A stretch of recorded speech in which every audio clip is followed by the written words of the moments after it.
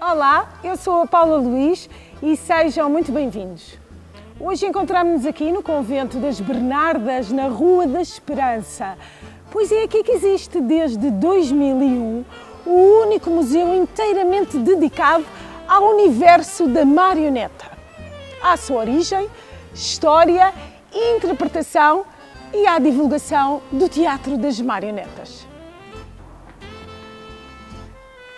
Sim, há um museu em Lisboa a contar histórias, que celebra os seus 20 anos já no próximo domingo, dia 28 de novembro, com uma maratona de Robertos.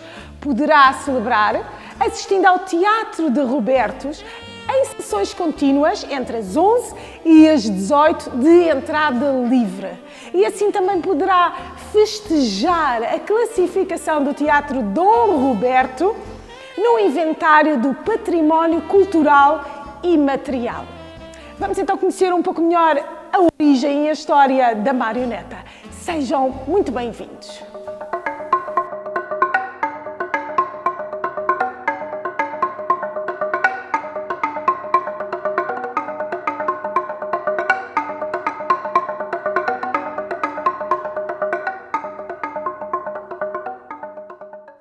Utilizada para os mais diversos fins e para contar as mais distintas histórias, da utilização ritual à pedagógica, da transmissão de mitos à crítica social, da sátira à poesia abstrata, passando pelos temas históricos ou pelos contos, a marioneta é todo o objeto tornado vivo e usado como personagens numa representação teatral. Concebidas de praticamente todo o material imaginável, desde o papel, à madeira, ao tecido, ao barro, ao plástico e às espumas, e vivificadas pela expressão do rosto, do vestuário, das inflexões da voz, sugerindo assim um personagem e um ambiente, a marioneta é, sobretudo, movimento. Podendo ser de criação simples ou complexa, a marioneta deve permitir ao seu manipulador tornar o seu movimento expressivo. Nesse sentido, podemos falar genericamente de 3 categorias de manipulação. A partir de um plano superior, marionetas de vara e de fios. A partir de um plano inferior, marionetas de luva, vara e sombra. E a partir do mesmo plano, as que implicam a sua animação à vista.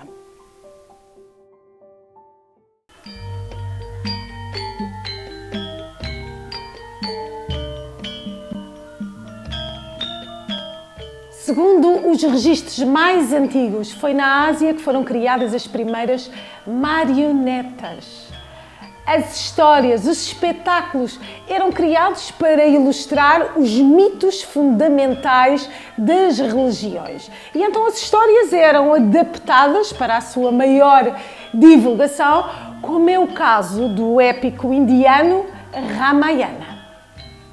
Na Indonésia, um rei modificou a história do Ramayana, alterando o nome e os trajes das personagens principais, que eram hindus, para personagens muçulmanos, para que o Islão se tornasse religião dominante em todas as ilhas. Neste vídeo podemos ver o espetáculo que é feito como um ritual, que inicia ao pôr do sol e termina 12 horas depois. As personagens representam deuses, gigantes, demónios, reis, princesas e cidadãos de diferentes estratos sociais, distinguindo-se pelo formato dos olhos. Os de traço mais fino são elegantes e os de traço mais redondo são de um estrato social mais baixo. As marionetas são de vara.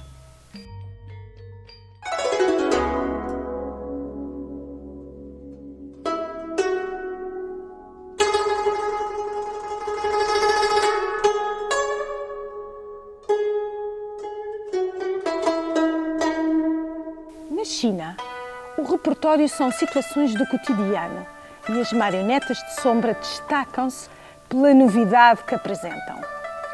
Cor. As sombras ganham cor pela transparência das peles usadas, geralmente pele de burro ou de ovelha. Eram criadas variadas cabeças para o mesmo corpo, que iriam sendo trocadas ao longo da história, parecendo assim que a companhia tinha abundância de marionetas.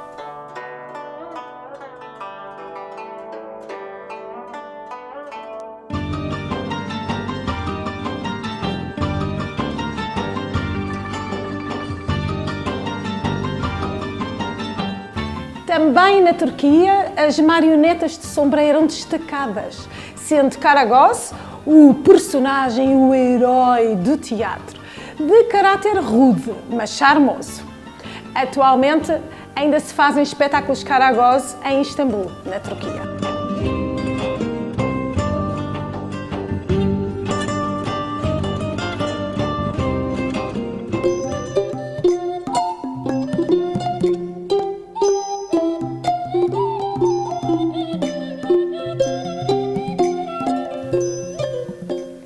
Na Birmânia, acontece o aperfeiçoamento de uma das grandes técnicas chinesas, as marionetas de fios. Um imperador birmanês ficou fascinado ao assistir a um espetáculo da referida técnica e mandou construir diversas escolas pelo país, criando inclusivamente o Ministério da Marioneta. Leis seculares foram alteradas para as apresentações, pois ninguém poderia estar num plano acima do imperador. Assim foi aberta a exceção para os manipuladores das marionetas de fios, que aperfeiçoaram as suas técnicas.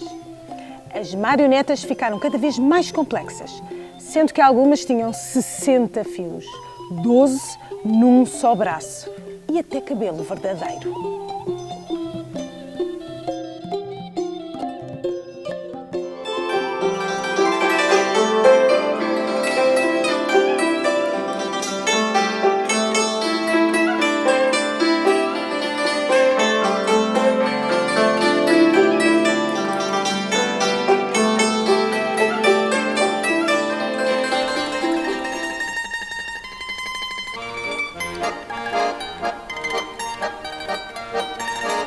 Em Itália, na Sicília, podemos apreciar as marionetas de vara, os pupis, que foram criadas para espetáculos dentro das igrejas para evangelizar as populações. Os pupis pesavam cerca de 15 quilos e eram precisas 2 pessoas para serem manipuladas.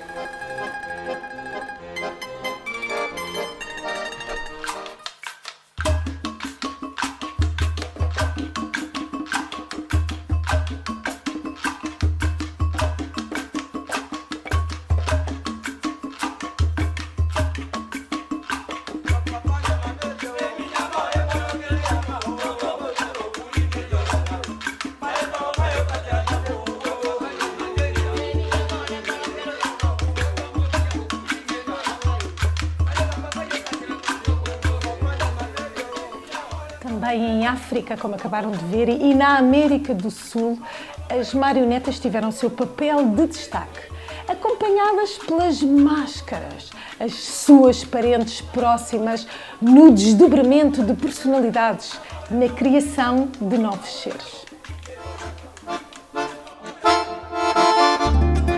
Enquanto na Ásia é preservada a narrativa herdada do período da mitologia épica, na Europa a marioneta assume funções diversificadas. A comédia dell'arte foi determinante para a criação e desenvolvimento dos heróis do teatro popular ambulante, com um tom de sátira social. O antepassado comum é a personagem cómica Pulcinella, e dele herdam o caráter arruaceiro, fanfarrão e desafiador. Em Inglaterra temos Punch e Judy, género teatral incontornável da cultura inglesa. E em França, Guignol, herói irreverente que manifestava as aspirações, sentimentos e cóleras do povo.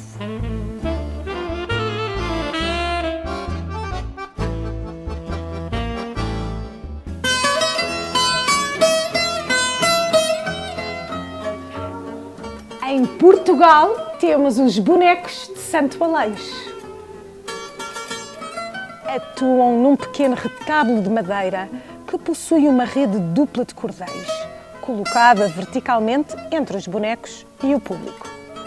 Os cordéis servem para dissimular as varas das marionetas. Os manipuladores estão ocultos por panos de chita. A iluminação é feita através de candeias de azeite e os cenários são pintados em cartão. As marionetas são de varão, de madeira e cortiça, com cerca de 20 a 40 centímetros. O acompanhamento musical é feito por guitarra portuguesa. As suas personagens carismáticas são o Padre Chancas e o Mestre Sala, que por tradição tem uma moca com a qual abraça ou castiga o padre enquanto este prega.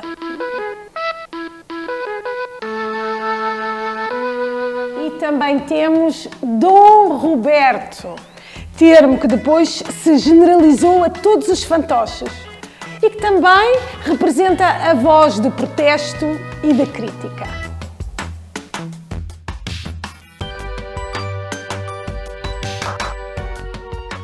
Uma das características únicas apenas existente em Portugal é o facto de todas as personagens falarem com voz de palheta, instrumento que o bonequeiro coloca na garganta para distorcer e amplificar a voz.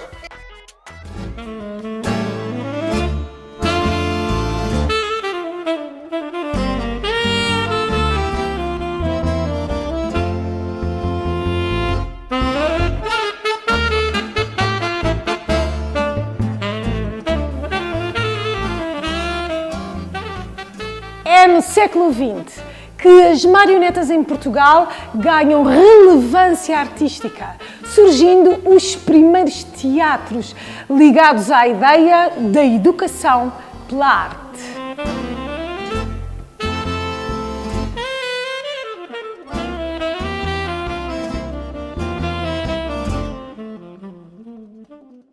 Desta consciência são incontornáveis os trabalhos desenvolvidos por Henrique Delgado, investigador e divulgador do conhecimento da marioneta portuguesa, igualmente ligado à produção de espetáculos. Augusto de Santa Rita, do Teatro de Mestre Gil, com marionetas que eram perfeitas caricaturas dos artistas e políticos da época. Lília da Fonseca, com o Teatro de Branca Flor, com inúmeros espetáculos para crianças, apresentados em inúmeros festivais internacionais. E a Companhia de Marionetas de São Lourenço, que foram o início da coleção do Museu da Marioneta. O grupo fundado pelo músico José Alberto Gil, com o tenor Fernando Serafim e com a artista plástica e marionetista Helena Vaz, que reconstruíram o espírito e as características da ópera cômica. Em 1973, iniciaram com o nome Companhia de Ópera Bufa, que alteraram em 1974 para Marionetas de São Lourenço.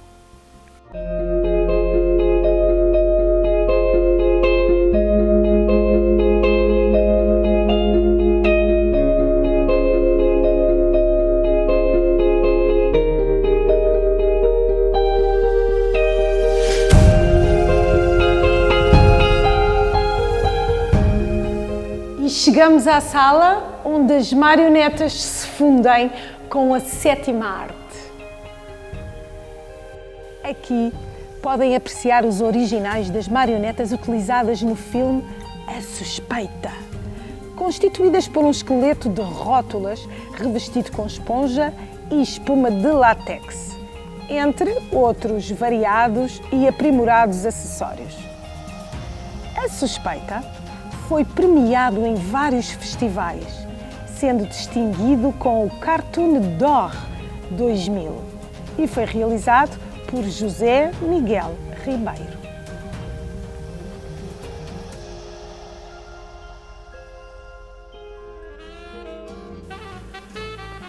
Despedimos-nos então, agradecendo ao Museu da Marioneta todo o seu cuidado e atenção. Mas não sem antes marcarmos na agenda que no último domingo de cada mês há um workshop em que aprendemos a fazer uma marioneta. E não se esqueçam também, dia 28 de novembro, uma maratona de Robertos para celebrar os 20 anos do Museu da Marioneta. Muito obrigado por assistirem e até ao próximo Encontro no Museu.